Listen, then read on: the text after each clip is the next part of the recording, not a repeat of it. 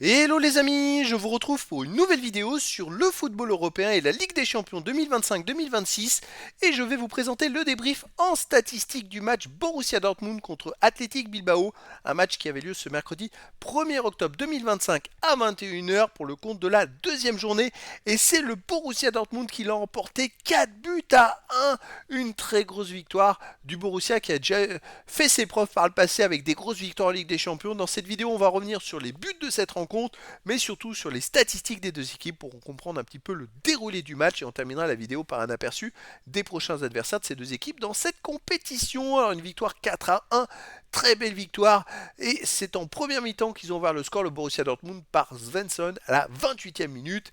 1-0 à la mi-temps, et puis début de deuxième mi-temps, deuxième but à la 50e par Chukwueze Meka.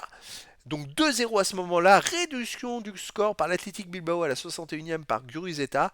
Et puis 82e, Guirassy, le buteur du Borussia Dortmund, marque un troisième but. Et 91e, Brandt en met un quatrième pour une belle victoire du Borussia Dortmund. Alors qu'est-ce que ça dit les statistiques? Il y a eu pourtant que 1,08 XG, buts attendus à 0,99 pour le Borussia Dortmund. C'est très peu. Finalement, ils ont mis 4 buts avec 1,08 XG seulement. Alors ça c'est étonnant parce que franchement quand on voit un tel écart de score entre deux équipes, on peut s'attendre à ce que vraiment il y ait 2 ou 3 XG minimum, mais pas seulement 1,08. Donc on peut dire que le Borussia Dortmund a eu beaucoup de réussite dans cette victoire.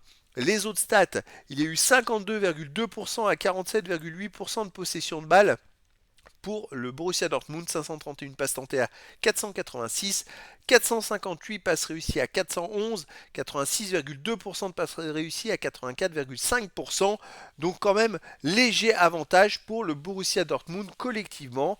C'est vrai que le Borussia Dortmund a été bien présent quand même. 11 occasions à 4 pour le Borussia Dortmund, c'est quasiment 3 fois plus. 13 tirs à 6 pour Dortmund, 8 tirs cadrés à 3 pour Dortmund, 2 tirs contre à 0 pour Dortmund, pas de poteau, 3 hors jeu partout. Alors ouais, ça m'étonne un peu qu'il y ait si peu de XG, mais à mon avis c'est des tirs cadrés, ok, mais s'ils ont tiré de 25 mètres en plein milieu du gardien, bah voilà, ça fait pas beaucoup de XG. En tout cas, c'est vrai que dans l'ensemble du match, bah, le Borussia Dortmund a cadré quand même 8 tirs, donc 4 buts en 8 tirs cadrés, c'est pas mal. L'Athletic Bilbao n'a cadré que 3 tirs, donc ils n'auraient pas pu marquer 4 buts, tout simplement.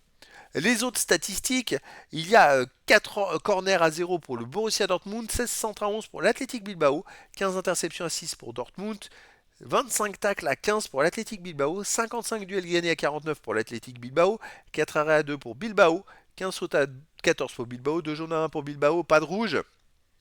Bilbao a quand même été devant dans pas mal de statistiques. Ils ont fait plus de tacles, ils ont gagné plus de duels. Ils se sont bien battus en fait, mais malheureusement pour eux, il y a eu déjà, ils ont pris trop de buts en fait. Je pense qu'il y a eu des errances défensives qui fait que ça a créé un tel écart. Alors, les amis, on va s'intéresser aux prochains adversaires, prochaine rencontre, ce sera la troisième journée. Et le Borussia Dortmund jouera le 21 octobre à 21h au FC Copenhague.